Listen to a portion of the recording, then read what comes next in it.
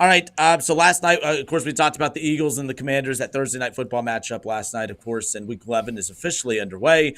Cincinnati Bengals, again, primetime matchup last night, Eagles and Commanders. The next primetime matchup, of course, we'll see on Sunday night, the Bengals and, of course, the Chargers. So let's turn our attention towards the Cincinnati Bengals. I think this is week 11. This is their 13th must-win game of the season. Everything is on the line on Sunday night, obviously. Look, we've talked all week about the importance of this game. We know the importance of this game. We know what's on the line. Every Bengals fan knows if they lose, a lot of people are going to check out on this team. If they win, it gets people to buy back in. This would be the first win over a good team this season, and it gets people locked in again. Let's send it over to Jacob again because we're going to go 3 and out with the Cincinnati Bengals. 3 reasons why we feel like this Cincinnati Bengals team is going to come out victorious on Monday or Sunday night, but also 3 reasons why we're a little concerned. 3 and out with Jacob.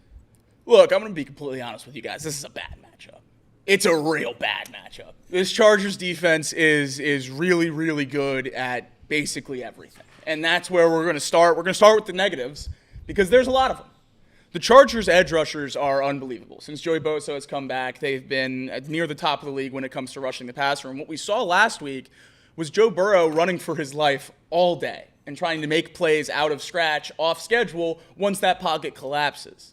That's going to be the same problem we're facing this week against the Chargers. Khalil Mack, Joey Bosa, Tui Tuipulotu, these guys are stars. Bud Dupree signed there in free agency this offseason. These are household names that when it comes to rushing the passer, and the Chargers have a handful of them. And they're going to be trying to get after Joe Burrow in this game, and the O-line's going to have to step up. We haven't seen it yet this year playing at a high level except for those first few weeks. They've really fallen off since, and Orlando Brown, Alex Kappa being on the injury report this week, certainly not what you want to see going into this game against a star-studded pass rush. So that's my main concern coming into this game, and with Joe Burrow having limited time to throw with a great pass rush, that leads me to my second concern. They're the 4th best coverage team in football.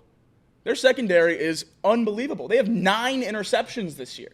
They've been able to capitalize on mistakes from week 1, and they're playing lights out in the back end. And if Joe Burrow's running for his life, that's when mistakes can present themselves. And this is a unit that knows how to capitalize on those mistakes. Every single drive the Bengals have in this game has to end in a kick. Punt, field goal, extra point. One of the 3. No short fields, no opportune situations for the Chargers. You have to get the ball down the field, and if you can't, you have to be able to punt it away and give them a long field. That's how the Ravens were able to get the ball rolling in that game, was a Chase Brown fumble that gave him a short field and put him on the board and reinvigorated that offense. Can't have it this week. This is a defense that knows how to seize those opportunities. The Bengals have to be smart with the ball, and that's going to go into the first pro that I have. You have to get the ball to your star players in space. This Chargers defense is great at defending the run and great at defending the pass. What they're not great at is tackling. They are worse than the Bengals when it comes to tackling. And everyone knows the Bengals have not been a good tackling team this year. How are the Bengals going to be able to capitalize on that? You get the ball to your playmakers in space. If T. Higgins is able to play, which it seems like he's going to, 85-90% of those targets need to go to Jamar Chase and T. Higgins. With a team like this, with DBs like this and a pass rush like this, you need to focus on getting the ball to the players that can make something happen once it's in their hands. And it's going to come down to those two and Chase Brown. Chase Brown might not be able to run the ball up the gut 20 times like a lot of us want because this rush defense is number 9 in the league. But you're going to have to be able to use that short passing game as an extension of the offense, get him the ball on those screens where he can make people miss and capitalize on the 27th tackling defense in the NFL and hopefully make some big plays out of that and get some touchdowns on the board. Other than that, I think the health is hopefully a positive for the Bengals. Orlando Brown limited in practice, B.J. Hill limited in practice, T. Higgins limited in practice. Hopefully those 3 guys, key players for the Bengals, able to play in this game. The Bengals have played the last couple of weeks without their 3rd and 4th best offensive player.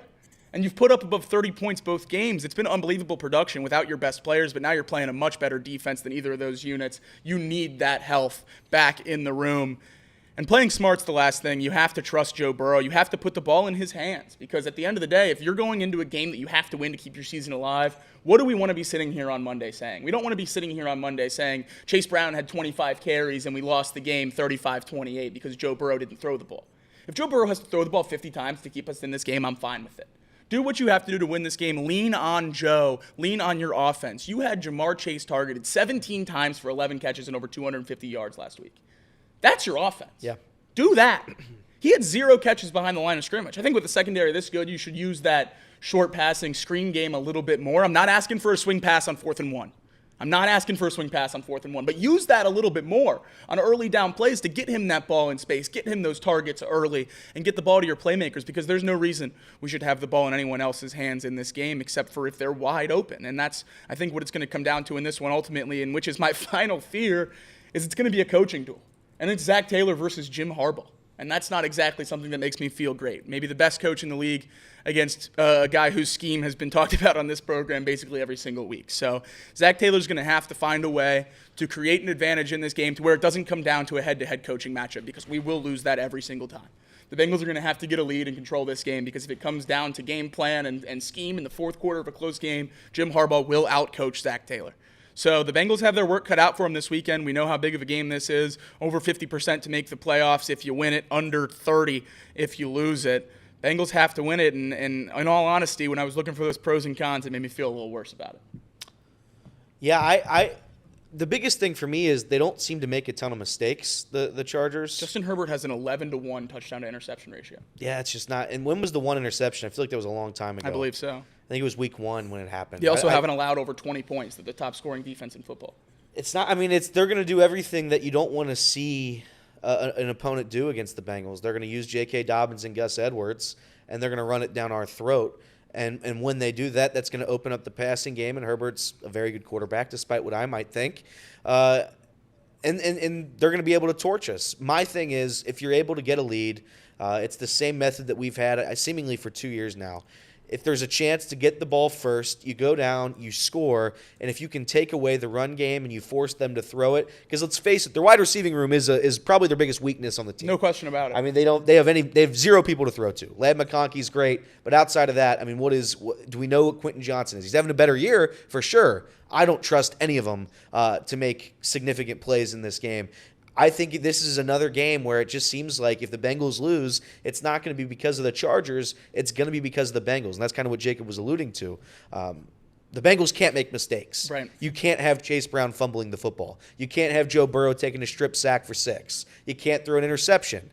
It just can't happen. You have to play perfect football against this team and pray you sneak out with a 17-13 win or a 21-14 win.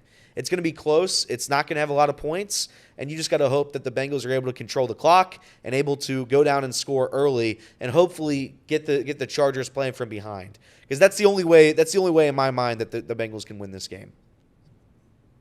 Casey, what's your biggest fear about this matchup? It's either fear that you have about this matchup, or what do you feel good about the Bengals in this matchup? I mean, I think it's going to be just like one of those games where I think defensively we match up good with them offensively in terms of just 1-for-1 outside. Corner-wise, I feel good about covering up their receivers.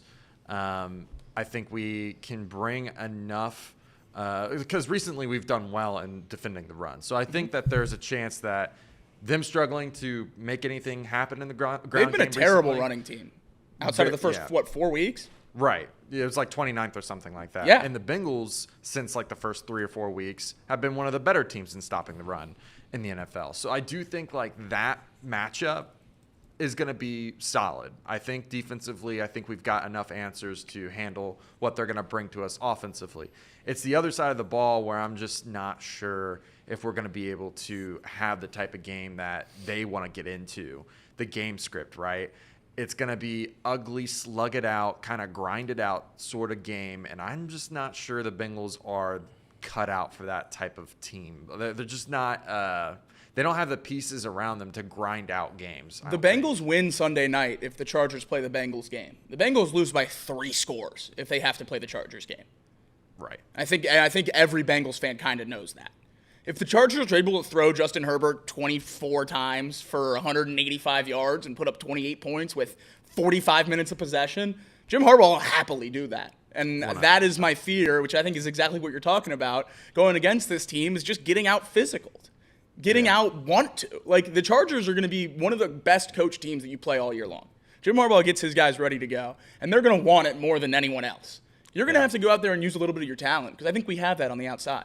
Yeah, and I mentioned this on Dialed In that this game for the Bengals is like, you know, the pressure is on, right? They're going to be wanting to win this game badly, right? The same thing can be said about the Chargers in this game because they haven't proven it against anyone. This is on prime time, and the best quarterback they've probably faced all season long in Joe Burrow will be the ultimate test for this defense. Question for you, though. If the Chargers beat the Bengals, the Chargers still haven't beaten a good team because the Bengals are 4-7 then. I know. If the Bengals win, it's a good win for the Bengals. But I don't think the Chargers can get a good win on Sunday night. Which is crazy to think. Yeah. It's really the balance of – it's really a big game for the Bengals. Don't get me wrong. But I'm just saying, like, in terms of 100%. what they have to 100%. prove on a primetime stage, like, they got to win at home in primetime. They have to. Especially if they want to be taken seriously in the AFC. For me, it's that I don't want this to turn out to be a slugfest because I don't think the Bengals can win a slugfest right now.